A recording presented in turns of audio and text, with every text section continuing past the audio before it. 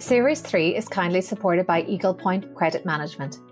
Eagle Point Credit Management is a specialist investment manager principally focused on income-oriented credit investments in niche and inefficient markets. Founded by Thomas Majewski in partnership with Stone Point Capital in 2012, Eagle Point currently manages over $7.8 billion in AUM. Investment strategies pursued by the firm include collateralized loan obligations, CLOs, portfolio debt securities, and other opportunities across the credit universe. Currently, Eagle Point is the largest investor in CLO equity in the world and one of the largest non-bank lenders focused on providing financing solutions to credit funds. You can learn more about Eagle Point at eaglepointcredit.com. Our next guest is a CIO with unique insights into Fintech. Find out from him what the latest advances mean and how integrating a human overlay in its use will be so critical.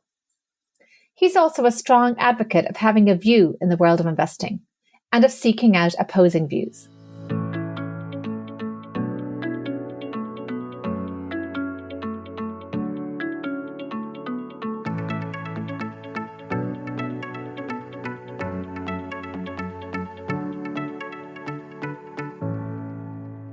I'm Aoife Devitt, and welcome to the 50 Faces podcast, a podcast committed to revealing the richness and diversity of the world of investment by focusing on its people and their stories.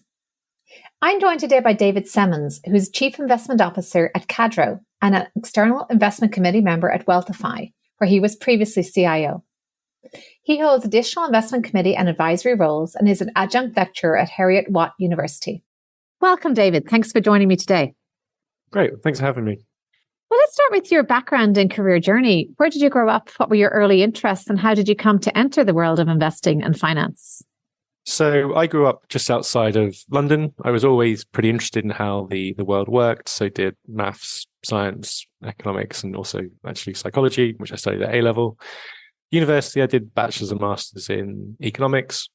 And actually, I was on the path to do a PhD, so I had the 1+3 scholarship from the Research Council. But actually, during the milk rounds, as it was called back then, I got a job with an emerging markets focused bank called Standard Chartered, which was quite a bit smaller in the UK than it is now, but it obviously had a significant global prevalence in the fast growing markets. Did a 2-year graduate program in London and then actually went to New York to work as a US economist back in 2007. I agreed to do that in the summer of 2007, just before everything started to get interesting. Well, I'm starting to see all the links now with some of your academic work. And I'm also going, let's hold that thought on the psychology piece because it may come up later when we talk a little bit about fintech.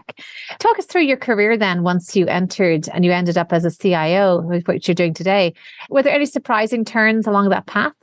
So, I think probably take it back to a bit before being the CIO. So left Standard Chartered as I was wrapping up my executive MBA at University of Cambridge, which was an excellent experience. And then actually I moved abroad to Paris to run a economics research team. So I don't speak French, but went to work for a French firm in Paris. They'd been bought by a German firm and the office environment was almost entirely in English. So this was ideal for them, having someone who didn't speak French or German. It's the first time I'd formally managed a team, very diverse team from Latin America, Africa, and Europe. But equally, it was really swapping the end of the telescope for me. So I'm going from being a single country economist to being very globally focused, running a team, and actually trade credit. They very much worry about what's happening in the economy, but is it going up or down? Interest rates, inflation, and default rates, and then much more of a geopolitical overlay. So it's sort of a very different path, complete swap really to what I was doing before. And actually, and again, it's my own fault for not learning French, but it was quite hard to settle in France. So actually, my wife and I returned back to London where I took a role working as a global macro investment strategist at HSBC. And that's where I really got exposure to asset management, working with portfolio managers who were the key internal clients, and then also the various external clients. And then unsurprisingly, my focus there was the US, but very much how that fitted into the world view. And what was probably useful was taking the sales side experience, which is a lot more short term, the insurance focused experience, which is incredibly long term, and kind of porting that into the buy side, which is perhaps a bit more in between. And there's a lot more focus on balance of probability and what the markets is pricing within the buy side and asset management. And actually, after doing that in London for a couple of years, my wife and I decided we would move somewhere that we wanted to live rather than living somewhere for work. And then we actually relocated up to Edinburgh, which was somewhere that we'd always been on holiday and always loved.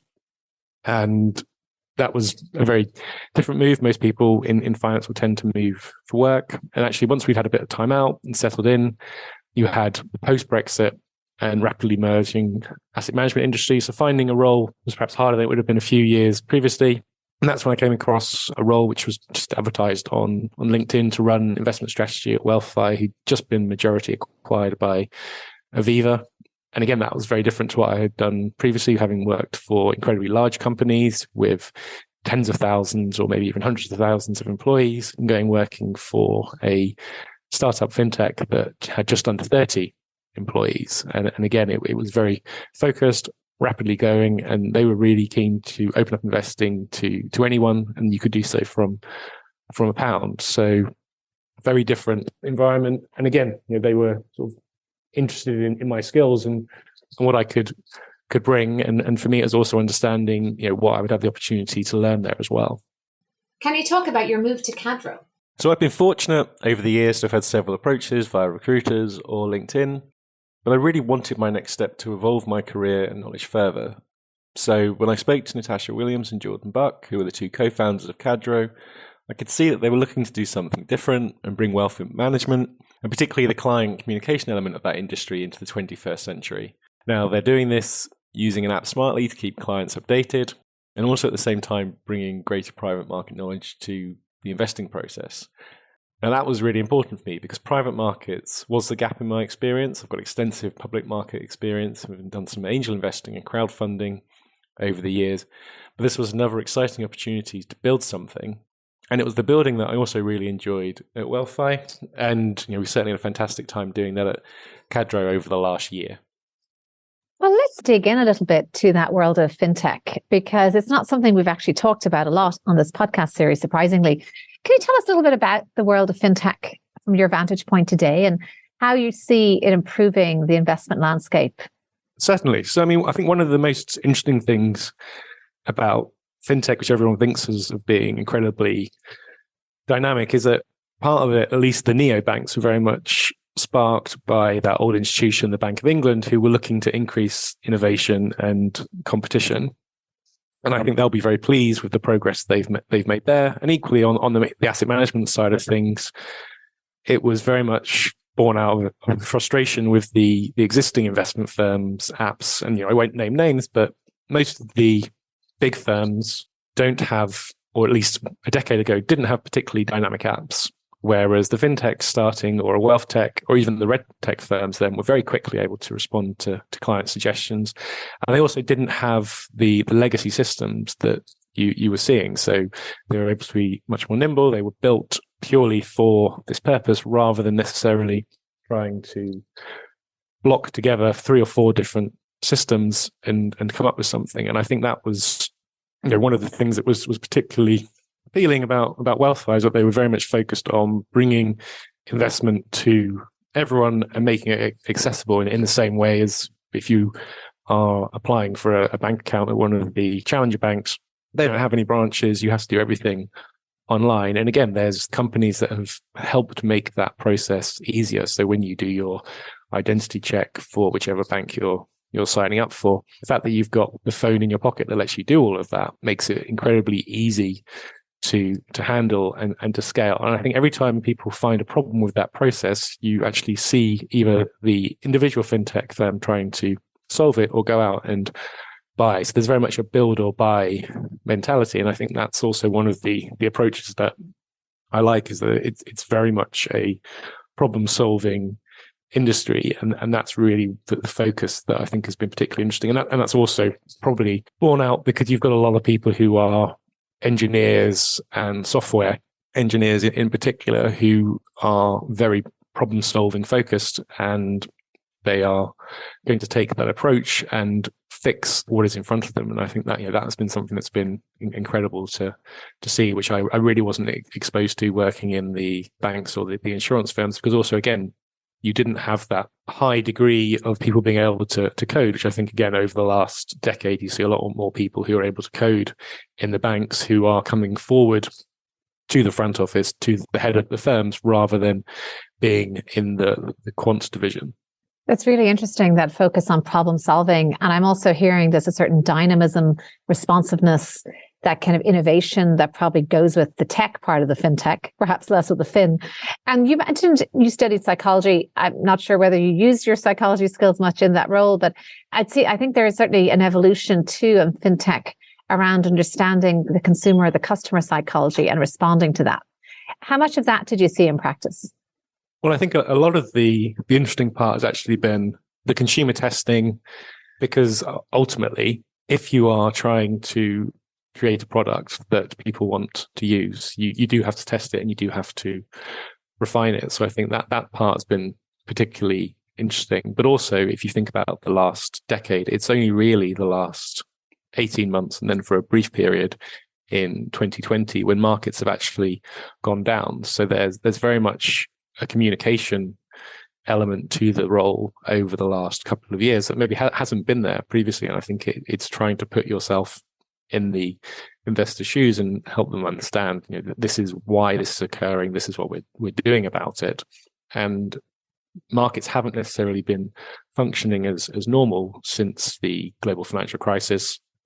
And the recent corrections that we've been seeing are much more of a part of normalization rather than the end of markets going up. I think it's that you are going to see a repricing going forward.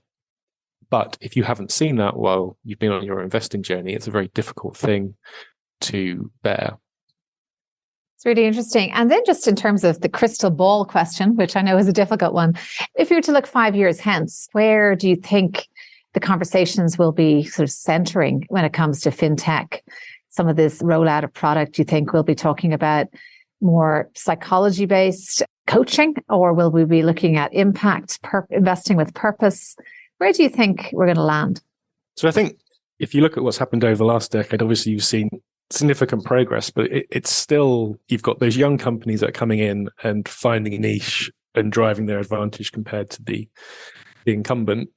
But I think what's most interesting going forward is that you're probably going to see an increase both in personalization and in interaction. So as you say, with some of the coaching element, and that's starting to come through in some of the firms that you're seeing now. But I think it's the personalization part that I probably find most interesting, because I think if you look even just 5 years ago where we were with regards to ESG and sustainable investing, it's moved very much from the sidelines to being a major component of what investors, both institutional and individuals, are demanding. But going forward, I feel that people would want to be able to exclude or include things according to their beliefs and judgments in their portfolio. And some of those are actually going to be much easier to do and also are going to be much more contentious. So for instance, if you look at nuclear power tends to be a reasonable divider within the ESG space. Some people are pro, they see it as being one of the components of the future of energy, others less so.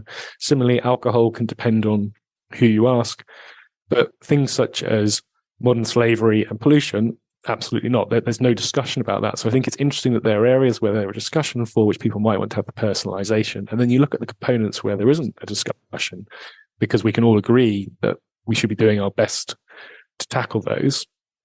That's where the area for pressure and progress that companies can agree on, and actually you can get individual investors more involved. And I think that's when they're interested, is when they feel involved and they can see the difference that they're making.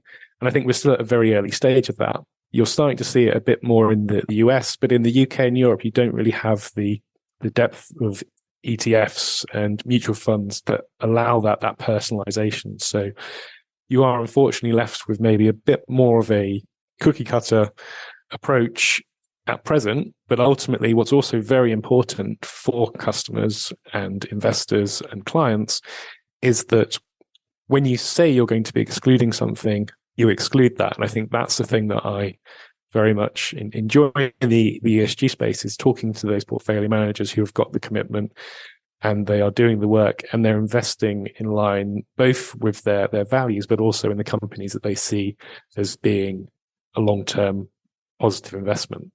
Really interesting that on the one hand, the US is more developed in terms of product, but I would suggest it's not as developed in terms of this messaging and some of this movement. In some ways, it's not universally understood as being the way investment is done, the way it might be, say, in Europe or Asia or Australia.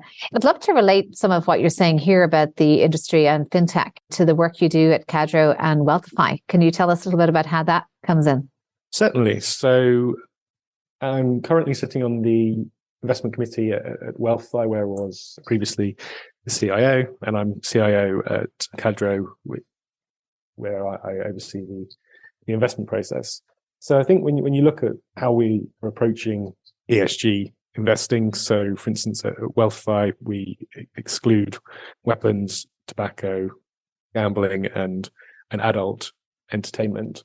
And at Cadro, with how we're thinking about it is also as part of an input into our overall risk portfolio considerations. So I think that's one of the things that I really like, is that you're seeing established investors include it as a consideration from a governance perspective in their investment process. So even if you're not considering ESG as a major component, or you're not running an ESG fund, it's still interesting to think about, well, how are these companies doing? Because those companies that have got a higher or more positive ESG score, you can expect them to avoid longevity issues. So for instance, if you're a company, you're taking aggressive action to lessen your carbon footprint by reducing your energy usage, that's going to be saving you money. And I think to the point that the US isn't maybe as agreed as we are in Europe with it being a valuable approach, I still think that there's going to be that element of people can see, well, it's an interesting factor and you should be including some of the elements in it, whether or not you want to actually have it as your overall approach. And some people just don't like it having the restriction on their universe. And I think that's for them to decide, and that's their investment offering. But I think the most important thing that I always feel with ESG and sustainable investing is that you are doing what you say you are doing, because you ultimately have to be investing with integrity, or it's simply going to be meaningless as a product. Absolutely. Or quickly, the cynicism will kick in, and I think then you lose the trust perhaps that you've taken so long to build. You mentioned it, sitting on an investment committee, but you also sit on other investment committees, other boards, advisory or otherwise. What do you bring to those roles? What do you think makes a good, effective investment committee or board member? Well, I think I sit on the other side of the fence most of the time. So I've got an executive role at Cadro, which is the vast majority of my working days. But I think it's sitting on that other side when you're there to provide constructive challenge to decisions and views. You're really not the executive. You're not making the decisions in isolation. And it's remembering you're a board member and you're ultimately just one of several people looking to get the best decision for the firm. And I think for me, I can bring the investment experience, but it's also being comfortable having that drive to eliminate groupthink, because one of the main things that you need to be asking yourself is, where could we be wrong? Being comfortable with dissent and realizing it's not personal, it's you're coming to the best possible decision that you can. And I think that's probably been the most interesting part for me, because you're essentially bouncing ideas off each other, picking them apart, and then coming to a consensus or not. You won't always come to a consensus, but it's coming to an agreement in that manner. And I think, for me, it's being able to bring the investment experience and also the experience within sort of fintech more generally that I find very, very interesting. And then probably finally, and it must sound pretty obvious, it's always reading the board packs, having notes on your thoughts and thinking about how to get that across concisely, which will make the meetings progress much quicker, because actually a 2 or a 3 hour meeting might sound like a long time, but you have an incredible amount of work and information to get through and a lot of decisions to make, and trying to be as concise as possible is always key. And before we move to some reflections, I'd love to know whether you have any, in your CIO role, any core investment beliefs and how they've evolved over time, anything that you stand by and bring to every role and even into those committee roles as well. Yeah, so I think one of the best things that I've taken away from moving through the different industries is long-term investing needs to be for at least 5 years. Unfortunately, it's quite boring to say, but those opportunities that are truly asymmetric in nature, such as when sterling crashed during COVID or when S&P 500 was at, say, 667, they don't come along that often. And they also come along when it feels perhaps most uncomfortable. And I think, at least for me, it's always challenging your own view, always picking it apart and understanding and being on top of the data, because you can be sure that your clients are going to come in and pick apart your view for you. Equally, having a framework and sticking to it religiously doesn't work. It's having the flexibility, and when someone brings up a new approach or a new model or even a new tool, you need to understand, well, this is something that I should incorporate into my toolkit. So, for instance, learning to code. I've learned to code over the last 6-7 years, which was never something I was particularly passionate about doing before, but I can see how useful it is. And I think some people would argue that the quantification of finance has gone too far. Some people would say it hasn't gone far enough.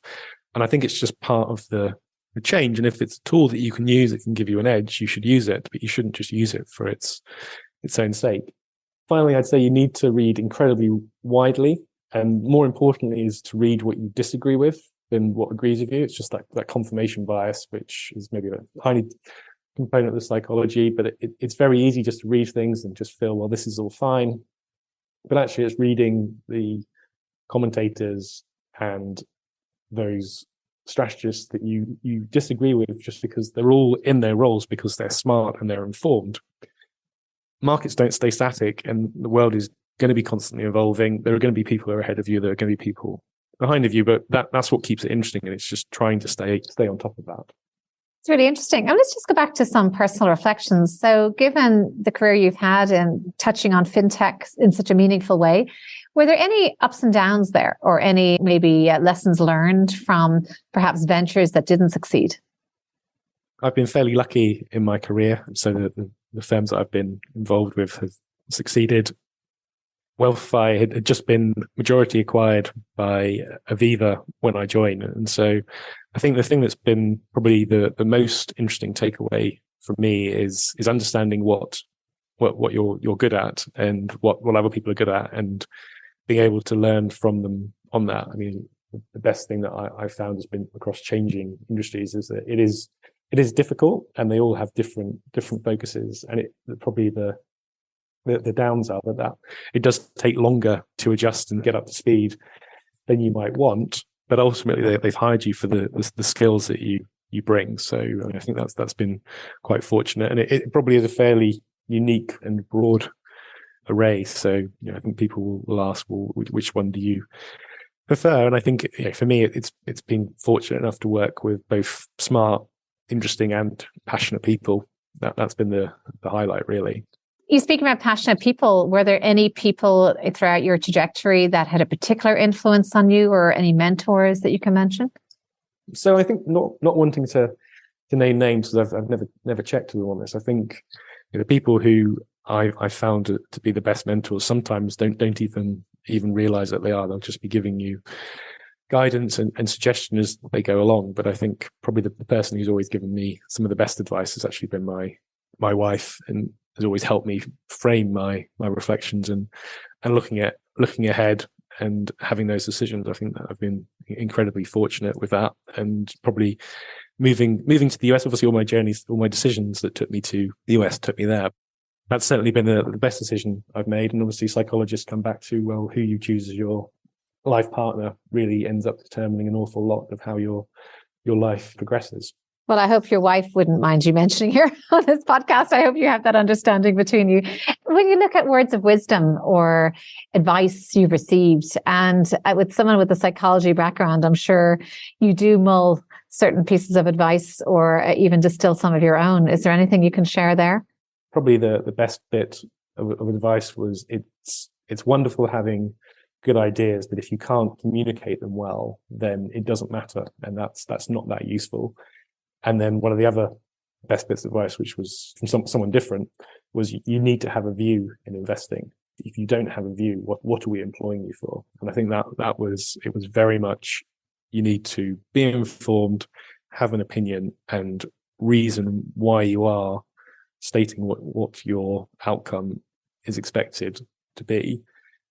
And it was very brutal, but it was incredibly fairly put, because saying, well, these are the two things that could possibly happen isn't really that helpful. If you're saying these are the two things that could happen, and I expect that the probability is 25% outcome A, 75% outcome B, and these are the reasons why, that's much more interesting. So I think it's having the backing of your opinions, but also appreciating what could go wrong with them. And I think that's also something that I'm constantly trying to work on. And you mentioned reading widely. Where do you find that kind of opposite opinion, some of the counter to maybe your confirmation bias? Any particular sources that you find you go to over and over again? So I think a lot of the asset managers put out very interesting pieces, particularly the more longer term focused pieces. Equally, I think that actually the individual US Feds can put some interesting pieces out, but also it's a lot of talking to my friends and former colleagues in the market who have an opinion, and understanding what they're worrying about, what they're not. And I think there's that, but it's also sitting on the committees, getting the packs and talking to those people, because they are also talking to other people. And so it's almost that network and multiplier effect, which I feel I'm particularly lucky to have. And in terms of fintech and its advances, are there any go-to resources? Because as I said, it's something we haven't talked about enough. And I think we all need to be getting a little smarter on, especially as we look at what AI can do to our business and our relationships with our clients. And probably the retail client is perhaps the area most ripe for disruption. Any sort of go-to sources for fintech intelligence? So it's probably a bit hackneyed, but I actually find LinkedIn is an incredible resource for that, because people will post something that they found interesting. They'll say, well, yes, you can use Chat GPT for X, but actually here are 3 different similar products. And then I find that fortunately, having lots of people who work in fintech, they will either like or comment on something, and that's much more up to date. So I don't really use Twitter or Facebook. So LinkedIn is probably my most sort of dynamic resource in that respect, because I don't really read sort of magazines on it. Crunchbase as a website is quite useful for that, but ultimately it's really people and individuals sharing it on LinkedIn. So I still feel like LinkedIn is probably one of the more constructive social networks left in the world. Well, here, because that's how we met. So I have to congratulate it there. And well, thank you so much, David. I was attracted to your posts on LinkedIn because they were extremely thoughtful, broad, and I think they did present that kind of discursive content that showed you do look at the opposite view, which is often so rare. You offered us a window here into fintech and where it's going, which is particularly useful. So thank you for coming here and sharing your insights with us. Well, thank you very much for having me. I'm Aoife Devitt. Thank you for listening to the 50 Faces podcast. If you liked what you heard and would like to tune in to hear more inspiring investors and their personal journeys, please subscribe on Apple Podcasts, wherever you get your podcasts. This podcast is for informational purposes only and should not be construed as investment advice, and all views are personal and should not be attributed to the organizations and affiliations of the host or any guest.